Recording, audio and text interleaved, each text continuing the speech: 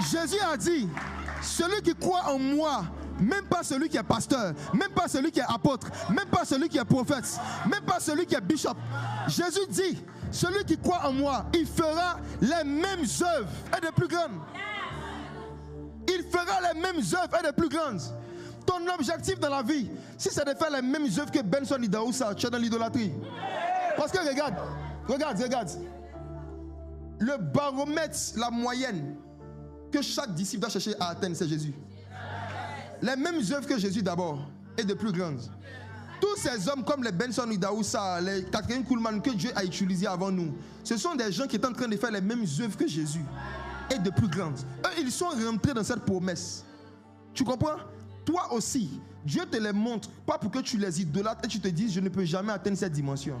Ou si je dois atteindre cette dimension, il faut forcément que je fasse exactement comme ce qu'ils ont fait. Frère, Jésus n'a pas dit celui qui jeûne 40 jours fera les mêmes œuvres. Il dit celui qui croit.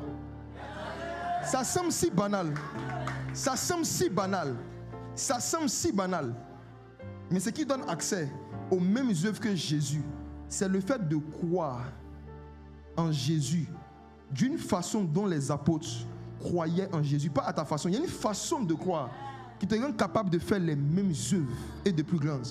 Dans le livre des Actes, l'un des hommes qui a fait le plus de miracles, c'était Étienne. Le niveau de puissance que Étienne avait était insupportable. C'est ce que j'appelle la présence insupportable du Saint-Esprit.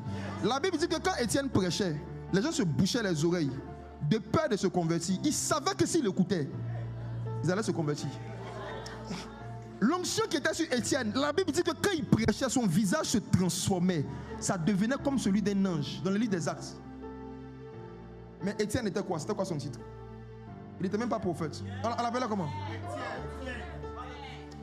Dans le corps de Christ, il y a ceux qui portent beaucoup de fruits et puis il y a ceux qui portent beaucoup de titres.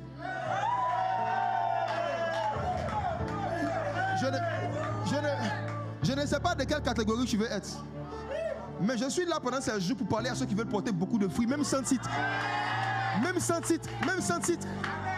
Même sans titre.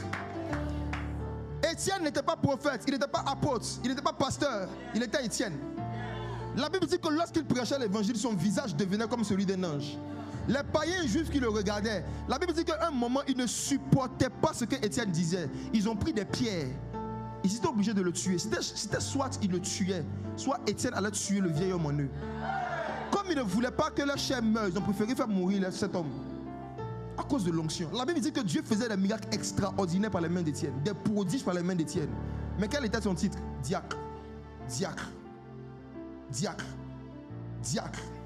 Aujourd'hui, beaucoup de jeunes, ils ne se lèvent pas pour commencer à servir Dieu parce qu'ils attendent que le pasteur leur donne un titre et un poste dans l'église. Tu dis, ici on ne reconnaît pas ma grâce, donc pour le moment je ne peux rien faire.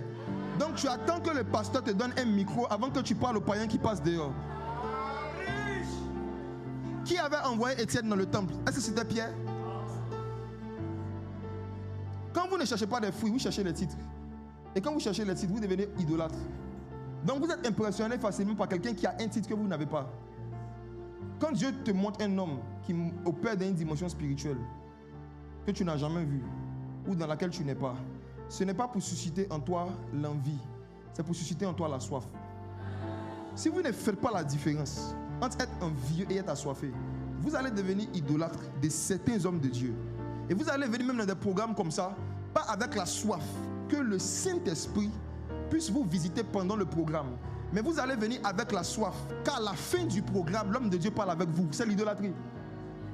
Le fait de venir dans un programme comme ça, dans la présence de Jésus, là où Jésus est, avec comme projet qu'à la fin du programme, tu parles avec l'instrument, c'est mépriser le Seigneur qui est là présent.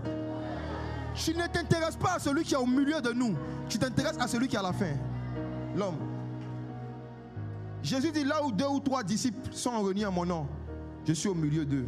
On n'est plus de 2 disciples ici. Imaginez-vous la présence de Jésus qu'il y a dans ce lieu. Imaginez-vous sa présence partout. Imaginez-vous sa présence. Le but de développer une vie de prière et de jeûne personnel, c'est de pouvoir avoir un accès personnel et permanent à cette présence de Jésus qui donne d'opérer dans les dimensions spirituelles. Oubliez vos rendez-vous avec le pasteur pendant quelque temps. Prenez rendez-vous avec l'onction. Et on prend rendez-vous avec l'onction par le jeûne et la prière. Par le jeûne et la prière. Lisez les livres de réveil, lisez la vie de tous les hommes, ou même les femmes, qui arrivaient à un moment, ont commencé à manifester des grâces qu'ils ne manifestaient pas. Ce qui va revenir eux tous dans leur témoignage. Il y a un temps où ils ont commencé à jeûner et ils ont commencé à prier d'une façon dont ils ne faisaient pas les années passées. Il n'y a personne qui ne cherche pas à faire un jeûne qu'il n'a jamais fait et qui commence à opérer dans une dimension où il n'a jamais opéré. Je ne crois pas en ça. Il n'y a personne qui ne cherche pas à prier d'une façon dont il ne priait pas avant et qui opère de façon permanente dans une dimension dans laquelle il n'opérait pas avant. Ce n'est pas possible. Satan ne veut pas que tu aies une vie de prière personnelle. Il veut que tu aies une vie de rendez-vous personnel avec les prophètes.